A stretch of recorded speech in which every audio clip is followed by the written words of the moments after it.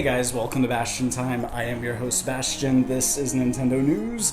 Well, I guess this week in Nintendo News, but not really because this is This Week in Nintendo News Part B. So anyways, let's get to that. This first story that we're going to talk about is a composer I've never heard of before. I'm sure you have, so feel free to chastise me down in the comments. But this fellow's name is, one second, Yuzo Koshiro. I don't. And here's the thing is, I pay attention to credits in games. I could tell you that, of course, the composer of the Zelda games, well, up into Wind Waker, it was Oops, I almost said the wrong name. That would have been amusing.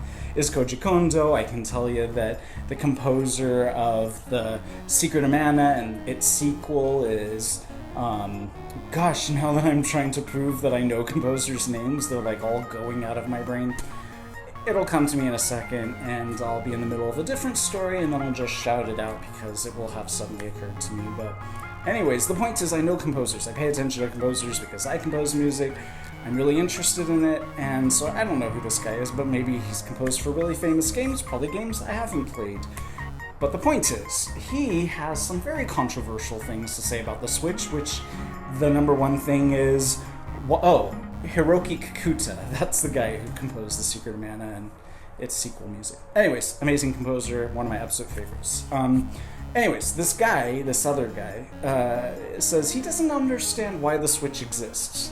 He says that Nintendo's famous for being innovative, and the Switch, he feels, doesn't do anything unique or interesting. Oh, well, it can be portable, but that's what the 3DS is, so he just totally poo-poos the Switch and says he doesn't understand why it exists or what the point is, and I don't understand why people like famous people in the industry, why they have to take them. Surely he sees how popular the Switch is, right? Why go out of your way to disparage something that people are clearly loving and enjoying? It's just so weird to me. Anyways, our next story is about the Swift carrot cake from Breath of the Wild, which sounds delicious. I love me some carrot cake, and if you want the recipe, there is a video that shows you how you too can make the Swift carrot cake. Spoiler warning though, actually spoiler warning doesn't actually make any sense in this context. Anyways, warning, caution, it's not actually going to make you run faster. In fact, it will probably make you run slower, as cake tends to do, so don't eat too much of it. But if you want the recipe or watch somebody make it, there's a link down there for you. Somebody put their Switch game card, I don't know if it was Breath of the Wild or some other game, they left it in a pocket or something like that, and it went through the wash, and guess what? It works just fine. So if for whatever reason you're carrying around your games in your pockets and you're like, oh no, I think I left it in the pocket and it's now in the wash, not to worry, apparently it can survive that, so that's good to know. If you want to read more about that, there's a link down there for you. I don't know if this is a game that you can play, but there's a video showing some app or something that takes the original Super Mario Brothers and turns it into an augmented reality game. Of course, they couldn't actually honor it completely. For instance, there's no way you can jump as high as Mario can jump, so you can't jump up onto the pipe that you see in front of you. You have to walk around it. But you can jump on Goombas, and you can jump up and punch question mark blocks and get that mushroom to become super. Although it doesn't change the perspective. What I feel like it should have done is change the augmented reality so that everything felt smaller because you're now bigger, but it doesn't do that. Anyways, it still looks pretty cool, but first of all, there's no way this thing can be available on the iPhone because Apple is notorious for saying, no, that's copyrighted material, there's no way Nintendo's going to allow that, absolutely not, and they would take it down. It is possibly on the Android, whatever their version of the App Store is, so feel free to check. There's probably also better information about it in the link down there, so you might want to read that. But it looks really fun, I just wish I could play it. Now you may or may not know this about me, but yes, I've got a ton of Zelda shirts and hats and tattoos, but I'm very selective about it. For instance, I'm never going to have a Link tattoo. I'm never going to have anything that says the words Legend of Zelda on my body.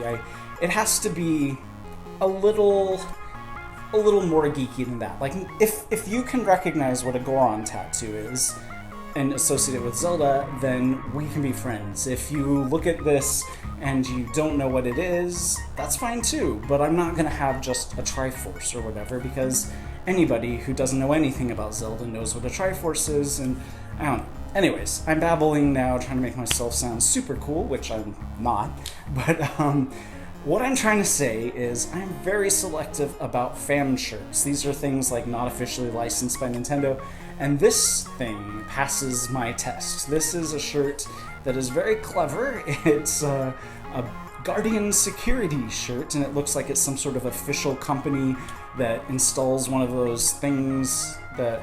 Oh, I've gotten this house, I forgot about that. One of those things that like beeps if somebody opens the door or whatever, but of course we all know what it really is, which is the Guardians, which were originally developed by the Ancients to protect Hyrule from Ganon, but of course Ganon utilized them to turn against the Hylians. So anyways, the point is, this shirt is awesome and I like it. Not sure if I'm going to buy it though because it's a little too pricey for my taste, but I don't know. We'll see.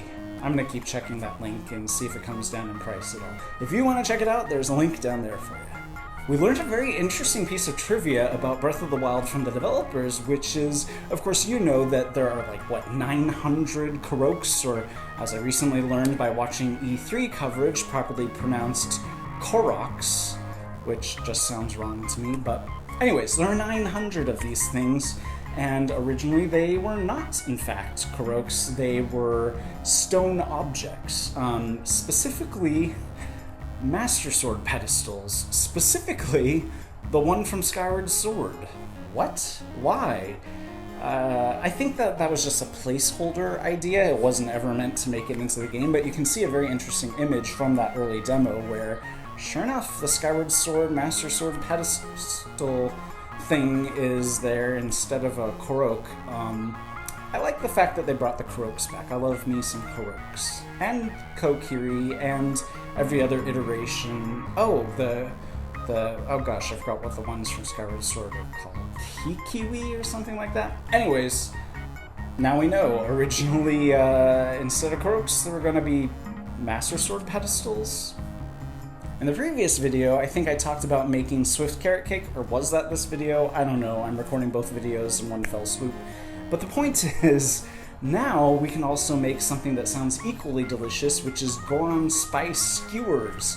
I love some, well, I haven't had that many skewers in my time because I'm kind of a weirdo. I used to be a vegetarian, which might surprise some of you. In fact, I was a vegetarian for a very long time. I was a vegetarian from middle school all the way up into like 3 years ago. And I quit being a vegetarian for kind of silly reasons, which is it's really difficult to get enough protein to accomplish the goals I want to accomplish on a vegetarian diet. So I was convinced by a bodybuilder friend of mine to just ditch it and start eating meat, which was really difficult for me because I hadn't had it in a very long time, and in fact, it still freaks me out.